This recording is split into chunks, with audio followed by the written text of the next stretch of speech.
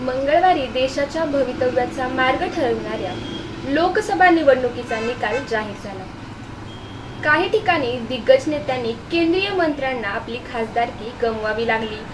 राज्यातील 10 ते 15 जागांवर हाय व्होल्टेज लढती झाल्या। त्यातीलच एक म्हणजे बीड मतदारसंघ। पंकजा मुंडे व शरद पवार गटाचे उमेदवार बजरंग सोनावणे यांच्यामध्ये अतिशय टफ अशी फाईट झाली। यामध्ये विजयाचा गुलाल हा शरद पवार गटाचे उमेदवार बजरंग सोनावणे यांनीच अंगावर घेतला। पंकजा मुंडे यांना 7000 मतांनी पराभवाची धूळ चारत विजय मिळवला। पंकजा मुंडे यांचा पराभव कसा झाला हे पाहूयात या व्हिडिओच्या माध्यमातून। सुरुवातीला भाजपच्या नेत्या पंकजा मुंडे यांची आघाडी होती। 20व्या फेरीपर्यंत पंकजा मुंडे यांना 4,90,148 मतं तर सोनावणे यांना 4,73,666 मतं मिळाली होती। या फेरीत पंकजा मुंडे या 1,64,084 मतांनी आघाडीवर होत्या। 24व्या फेरी अखेर भाजपच्या पंकजा मुंडे यांच्याकडे 5,97,793 मतं होती तर सोनावणे यांच्याकडे 5,67,332 मतं होती। अर्थातच या फेरीत सुद्धा पंकजा मुंडे आघाडीवर होत्या। 26व्या फेरी अखेर पंकजा मुंडे यांना 6,27,350 मतं मिळाली। नंतर सोनावणे यांना 6,17,074 मतं मिळाली। अखेरच्या फेरीत पंकजा मुंडे यांच्याकडे फक्त 10,276 मतांची आघाडी राहिली होती। शेवटच्या टप्प्यात मात्र डाव पलटला आणि 7,000च्या मतांची आघाडी घेऊन बजरंग सोनावणे बीड लोकसभेत विजयी झाले। यामध्ये पंकजा मुंडे यांनी फेरमतमोजणीची मागणी केली होती, पण ती काय मान्य झाली नाही।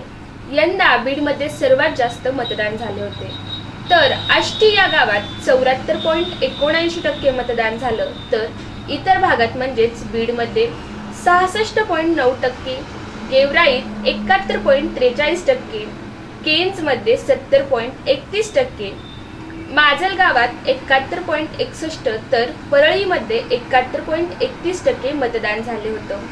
पंकजा मुंडेंच्या विरोधात गेलेलं पहिलं कारण म्हणजे मतदानाच्या आधी बीडमध्ये पेटलेला मराठा वर्सेस ओबीसी संघर्ष। जरांगे पाटलांच्या आंदोलनाचा सर्वात मोठा फटका बसला होता तो बीडमध्ये।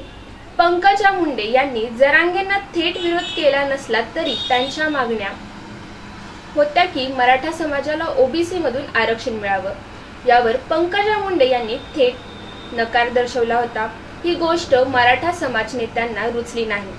पंकजा मुंडे या ओबीसी नेत्या असल्यास मराठा दुर्गीकरण झालं आणि मराठा समाज नेत्यांनी बजरंग सोनावणे यांच्या पाठीमागं एक गट्टा ताकद उभी केली। हे झालं पंकजा मुंडे पराभव होण्याचं पहिलं कारण। दुसरं कारण म्हणजे पंकजा मुंडे यांनी बजरंग सोनावणे यांना प्रतिस्पर्धी म्हणून हलक्यात घेतलं होतं। बजरंग सोनावणे हे मागच्या 20 वर्षा अधिक काळाहून राजकारणात सक्रिय आहेत। सरपंच, जिल्हा परिषद अध्यक्ष ही महत्त्वाची पदे त्यांनी भूषवली होती।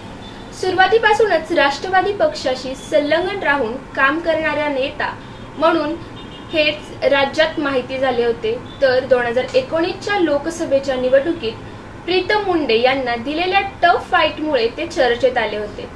तिसरं कारण म्हणजे बीडकरांमध्ये मुंडे कुटुंबाविरोधात असलेला अँटी केबन्सी 2019 ते 2024 या कालावधीत गोपीनाथ मुंडे यांनी प्रीतम मुंडे यांना बीड मतदारसंघाचे प्रतिनिधित्व केले। गोपीनाथ मुंडे यांच्या कार्याची लिगसी आणि ओबीसी मतदारांचा सपोर्ट आणि भाजपने ताकद लावल्यामुळे प्रीतम मुंडे 2 वेळा निवडून आल्या। मात्र बीडमध्ये विकास कामांच्या मुद्द्यावर फारसा बदल त्यांना करता आला नाही। त्यामुळे प्रीतम मुंडे यांच्याविषयी असणारी नाराजी पंकजा मुंडे यांच्यावर मतदारांनी काढली असं बोलण्यास काही हरकत नाही। असो, चौथं कारण म्हणजे स्वतः शरद पवार यांनी बजरंग सोनावणे यांच्या पाठीमागे उभे राहून सभा घेतल्या। तसेच अमोल कोल्हे ही बजरंग सोनावणे यांच्या पाठीमागे ठामपणे उभे होते। पाचवं कारण म्हणजे परळी आणि आष्टी मतदारसंघ वगळता इतर 4ही मतदारसंघांनी बजरंग सोनावणे यांच्यावर विश्वास दाखवला होता। ही होती पंकजा मुंडे यांचा पराभव होण्याची 5 कारणं। अशाच नवनवीन अपडेटसाठी प्रज्ञान या चॅनलला लाईक करा, सबस्क्राईब करा आणि कमेंट करा।